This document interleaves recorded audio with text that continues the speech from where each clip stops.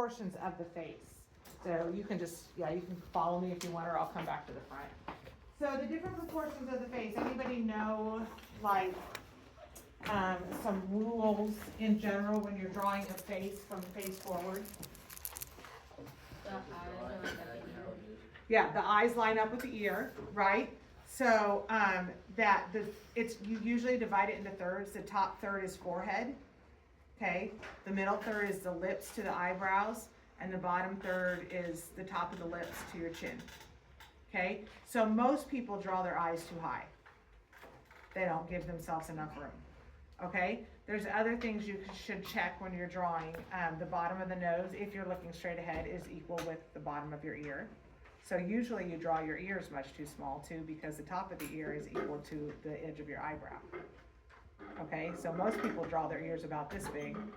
Yeah, just take your eyebrow, this edge right here, and go across, and you'll run into the top of your ear. Isn't that crazy? Because we all think our ears are so dinky, but our ears are humongous. Okay, all right. So those are things you need to watch for. Usually the corner of your mouth is about even with the pupil of your eye. It's slightly different, but like when you're looking at somebody, it's something to notice. Like how wide are their lips compared to where their eye is? It's a good thing to check. Okay, you draw an axis of symmetry down here, and this little divot thing is right on that. Like the middle divot of your lips is right on the axis of symmetry of your face. Okay? That makes sense? Just some things to look at. So that's when you're drawing from the front. Then when you're drawing from the side, the most common mistake is chopping off the back of the head. So people already on that sculpture I graded on your exercise, that if your head looked funny, more than likely it was you chopped the back of it off. So I'm going to show you a little drawing on the board here. So this is another place, see the AB thing? That's how you start. So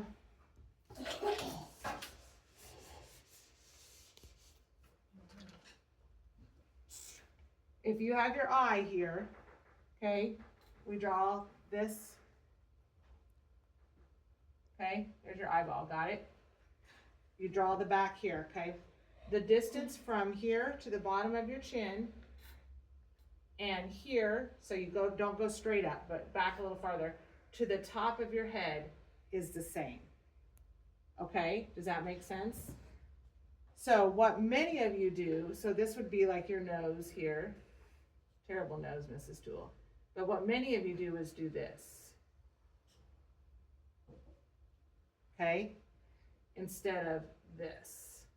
I just made her look like she's got a pointy head because I didn't fix her forehead, but, okay? And then we all look like there's not enough room for your brains and something's wrong with your head, okay? So make sure you're checking that, because I saw many a picture of this sculpture dude, because he was like leaned down like this, right, wasn't he? And many of you had him like this. You see what I'm saying? Instead of like, all right, so main thing to look at. There's some other things that kind of gives you some little ideas. It should make, from the ear to the eye to the chin, should make a nice triangle with all the sides being the same length. Okay, that's something else you can check. But you get to use these as reference. So you don't have to do anything with these as an exercise. You can just use them as reference for the 3 exercises we're gonna do, which are all about the face, okay? Got that? So here's what they are. So the first one is a side profile of a portrait by John Singer Sargent, who's a famous artist. Okay, yep. You have to make this. This lady, she has been chosen because she is not the perfect standard face. She's got a pointy nose. She's got smallish ears. So you really work on this, but the main key, pay attention that you get this back of the head big enough. Okay, I want it to look like this. So don't straighten out the lines. Okay, do your best to recreate that. Questions on that one? Pretty straightforward, right? It doesn't need to be shaded, just darken an eyebrow like it is, but don't shade it any more than what it is. Okay, that one's fairly simple. Okay, the second one is one that is done with like a 4B pencil, and it really focuses on the shapes of things than rather the lines. Does that make sense? So I do not want you to go through and draw this with the pencil and turn it into edges. Does that make sense? That's Picasso. Yes, it is a picture of Picasso, yep, a self-portrait he did a long time ago. So, you take your pencil, use kind of the flat edge of it, and try to recreate these as shapes, not as line edges, and just fill them in as you go. So it shouldn't be a drawing first and then shade it in. You should immediately just start with the shades, and if you mess up, you mess up. Just do your best, okay? But I really want you to look at it as shapes. So look at this shadow as the shape it makes. Look at the eyebrow as the shape it makes, the hair as the shape it makes, all right? The other thing to remember to make this look right, the direction he goes is also huge. So you wouldn't color this hair chunk going this way, because that would make it not look right, because hair is not gonna flow that way, right?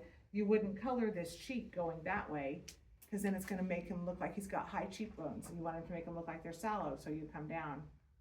Does that make sense? Follow the direction of the stroke just as well as you follow the shape of the shapes and the different colors, okay? That's your second one.